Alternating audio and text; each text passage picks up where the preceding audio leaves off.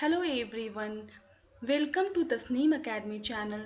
Myself उस्मा तस्नीम. आज हम लोग योगा फिलॉसफी के बारे में डिस्कस करेंगे. योगा फिलॉसफी होता क्या है, इस वीडियो में हम लोग जानेंगे.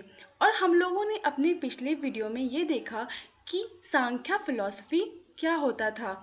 अब हम योगा फिलॉसफी को देखने जा रहे हैं. योगा फिलॉसफी को महर्षि पतंजलि ने दिया था. और योगा का मतलब यूनियन होता है. Yoga means union. यूनियन क्या है? यूनियन का मतलब होता है कि पुरुषा का गॉड से मिलना, आत्मा को गॉड से मिलाना, आत्मा को परमात्मा से मिलाना. Yoga means union. अगर हम आत्मा को परमात्मा से मिलाएंगे तो हमें मोक्ष मिलेगा. Yoga means union. So now yoga is modification of चित्त विरित्त निरोध. What is the meaning of चित्त विरित्त निरोध हियर? चित्त का मतलब क्या होता है? चित्त का मतलब माइंड होता है. विरित का मतलब क्या होता है? विरित का मतलब थाउट होता है. और निरोध का मतलब कंट्रोल होता है. अब चित्त विरित और निरोध को समझने के लिए हम एक एग्जाम्पल से समझेंगे.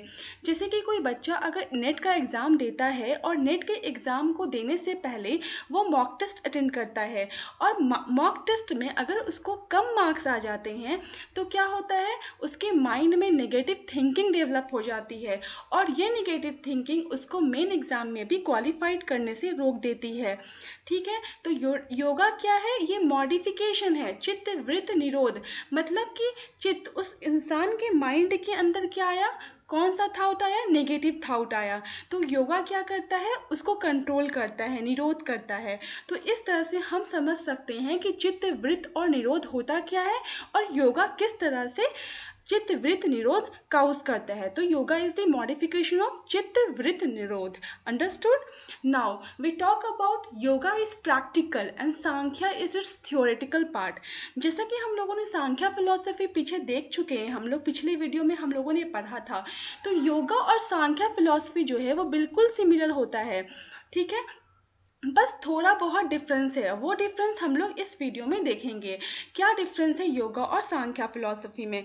तो उसके बाद हम लोग देखते हैं कि योगा, जिस तरह से सांख्य फिलॉसफी का मेटाफिजिक्स होता था, उसी तरह से योगा फिलॉसफी का भी मेटाफिजिक्स होता है. और योगा फिलॉसफी के भी, जिस तरह से सांख्य फिलॉसफी के 25 एलिमेंट्स हुआ करते थे, उसी तरह से योगा फिलॉसफी में 26 एलिमेंट्स होते हैं.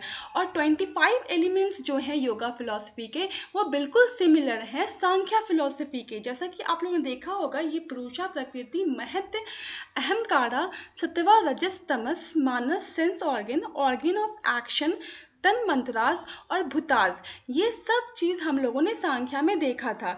अब क्या होता है, योगा फिलॉसफी जो है वो गॉड पे यकीन करते हैं, और सांख्या फिलॉसफी क्या होते हैं, वो गॉड पे यकीन नहीं करते हैं. इसीलिए योगा फिलॉसफी में एक और एलिमेंट जुड़ जाता है जो कि गॉड होता है. और इसीलिए योगा फिलॉसफी के कितने एलिमेंट्स हो जाते हैं? 26 एलिमेंट्स हो जाते हैं. और सांख्या फिलॉसफी के कितने एलिमेंट्स हो जाते हैं? 25 एलिमेंट्स हो जाते हैं. तो ये सबसे बड़ा अंतर है, सबसे बड़ा डिफरेंस है सांख्य और योगा फिलॉसफी का, कि योगा में 26 एलिमेंट्स हैं और सांख्या में 25 एलिमेंट्स हैं. सांख्या गॉड पे यकीन नहीं करते हैं, जबकि योगा गॉड पे यकीन करते हैं.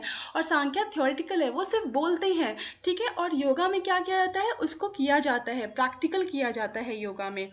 और जब हम सांख्य और योगा को देखते हैं तो उसकी एपिस्टेमोलॉजी जो है वो बिल्कुल सिमिलर है.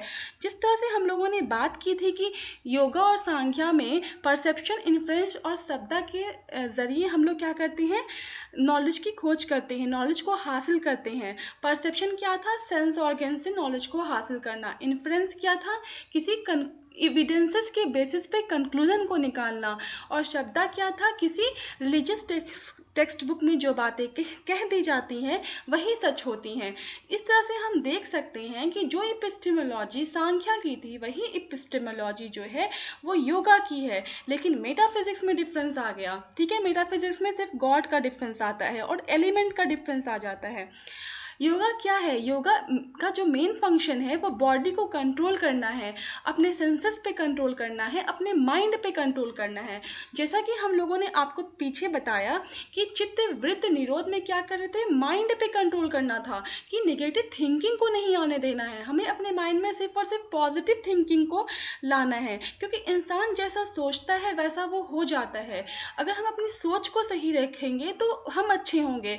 तो सोच ही इंसान को बताता है, इसीलिए योगा फिलॉसफी ने कहा है कि अपने सेंसेस पे, अपने माइंड पे, अपने बॉडी पे कंट्रोल रखना है। ठीक है।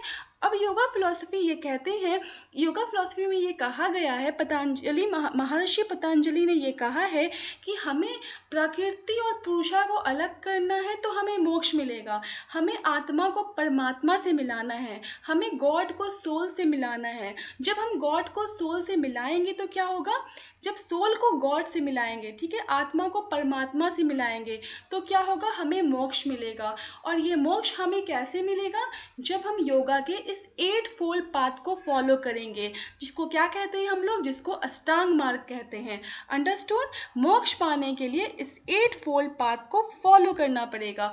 और वो 8 फोल्ड पाथ ऑफ योगा कौन कौन से हैं, वो है यमा। यमा का मतलब क्या होता है, रिस्ट्रेन करना। फिर है नियमा। नियमा का मतलब क्या होता है, ऑब्जर्वेंसेस होता है। और आसना। आसना का मतलब क्या होता है, बॉडी पोस्चर। प्राणायामा मतलब रेगुलेशन ऑफ ब्रेथ।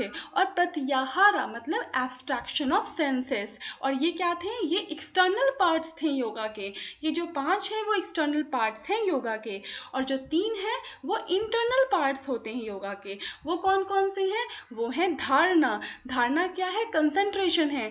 ध्याना क्या है, मेडिटेशन है। और समाधि क्या है, सेल्फ रियलाइजेशन है। अंडरस्टूड। तो ये क्या थे, इंटरनल पार्ट्स थे योगा के। अब हम लोग देखते हैं यमा क्या होता है। यमा जो है वो सत्या है। ठीक है। सत्या का मतलब क्या है, हमेशा सच बोलना है। अहिंसा क्या है, किसी भी लिविंग ऑर्गेनिज्म को नुकसान नहीं पहुंचाना है। असत्य क्या है, इसका मतलब है कि चोरी नहीं करना है।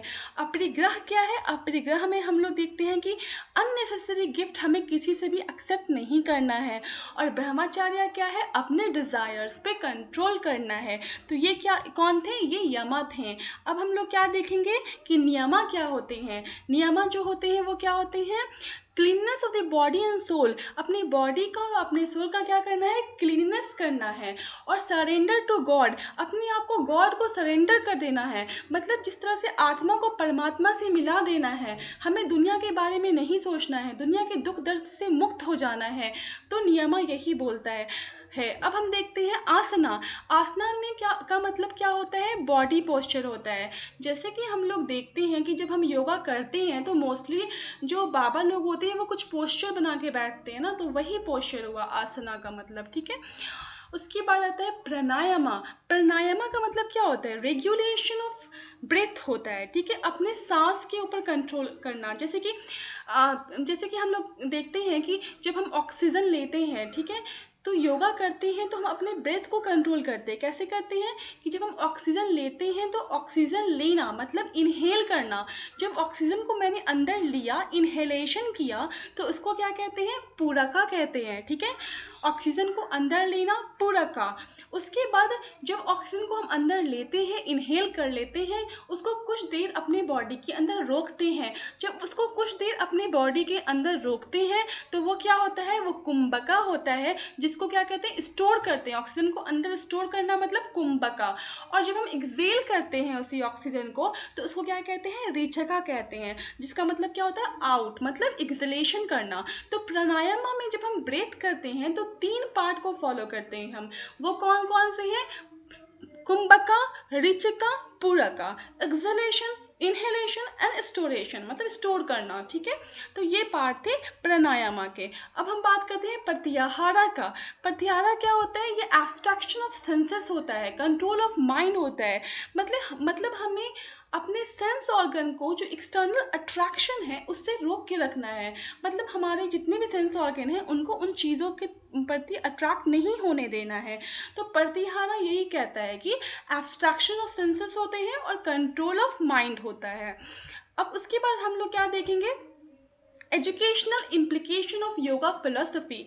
एजुकेशनल इम्प्लीकेशन क्या क्या है योगा फिलोसफी का। तो सबसे पहले हम देखते हैं the aim of education according to yoga philosophy is comprehensive development of human personality and to make human child free from bodily mental supernatural miseries.